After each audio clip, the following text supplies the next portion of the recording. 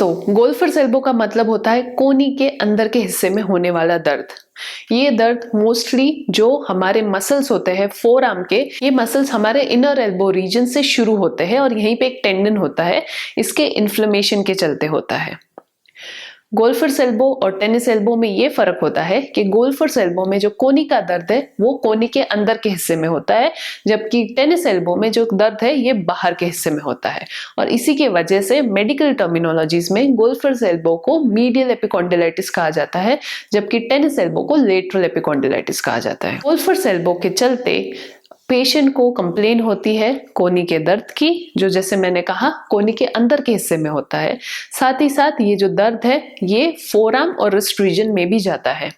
कई बार patient complain करते हैं टिंगलिंग और नमनेस की भी, और वीकनेस, ग्रिप स्ट्रेंथ कम हो जाती है या हाथों की पकड़ जो है ये भी कम हो जाती है। और इसी के चलते जो डे टू डे एक्टिविटी होती है पेशेंट की, ये करने में पेशेंट को दिक्कत होती है। गोल्फर्स एल्बो कॉमनली देखा गया है एथलीट्स में और उन लोगों में जो लोग का ऑक्यूपेशन इस तरीके का है जिसमें रिपीटेड यूज ऑफ हैंड होता है।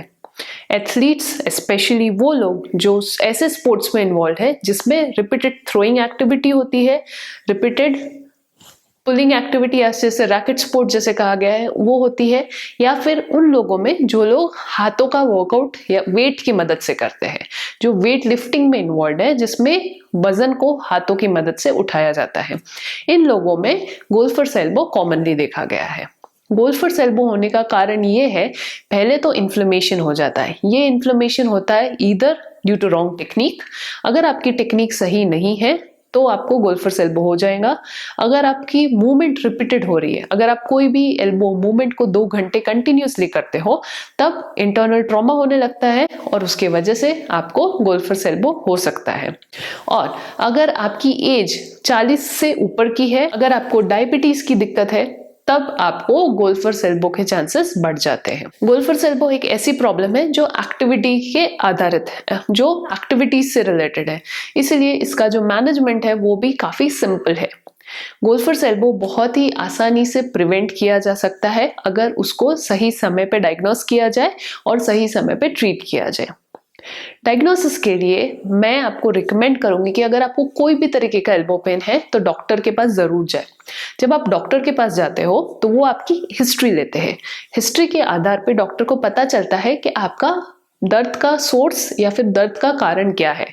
उसके बेसिस पे ही डॉक्टर आपकी फिजिकल एग्जामिनेशन करेंगे, फिजिकल डायग्नोस्टिक टेस्ट करेंगे और साथ ही साथ कुछ मेडिकल टेस्ट जैसे कि एक्सरे, एमआरआई और अल्ट्रासाउंड, ये टेस्ट प्रिस्क्राइब करेंगे, जिसके मदद से डॉक्टर को पता चलेगा फाइनल डायग्नोसिस क्या है। और अगर ये गोल्फर्स एल्बो है तो उसका ट्रीटमेंट वो अकॉर्डिंगली बता पाएंगे। गोल्फर्स एल्बो का जो मैनेजमेंट है ये मोस्टली कंजर्वेटिव मैनेजमेंट होता है, इसमें सर्जिकल मैनेजमेंट की जरूरत अधिकतर नहीं पड़ती है।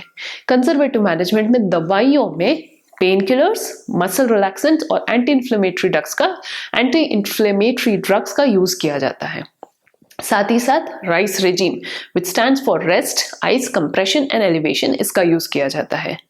और फिजियोथेरेपी में इलेक्ट्रिकल मोडालिटीज जैसे अल्ट्रासाउंड, टेंस, आईएफटी का यूज किया जाता है। और साथ ही साथ आइस मसाज को भी करने को एनकरेज किया जाता है। आइस मसाज की मदद से इन्फ्लेमेशन और जो इंटरनल स्वेलिंग है उसको कम किया जा सकता है।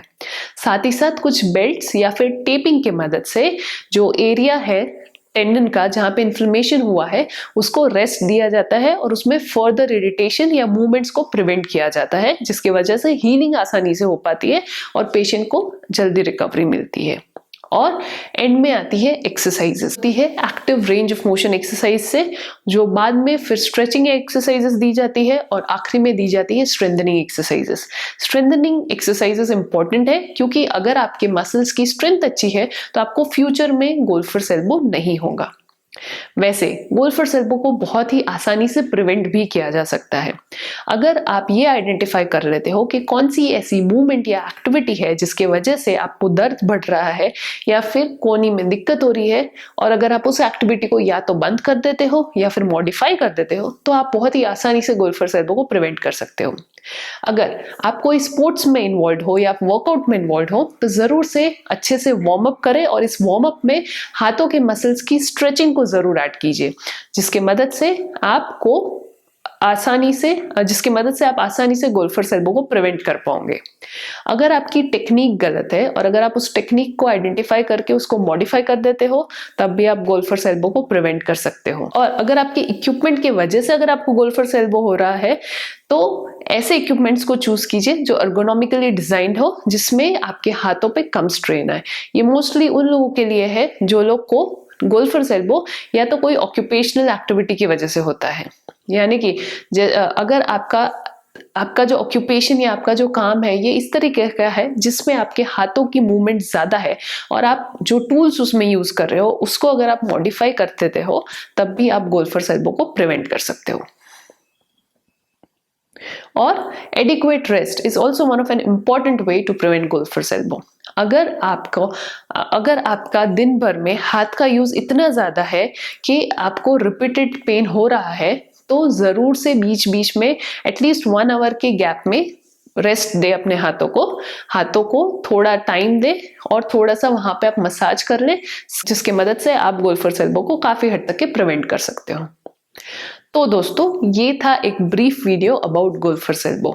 आशा करती हूँ ये इन्फॉर्मेशन आपको हेल्पफुल लगी। अगर हाँ तो जरूर से इस वीडियो को लाइक कीजिए, शेयर कीजिए और सब्सक्राइब कीजिए हेल्थ क्यू चैनल को। मिलती हूँ मैं आपको अगले वीडियो में। धन्यवाद।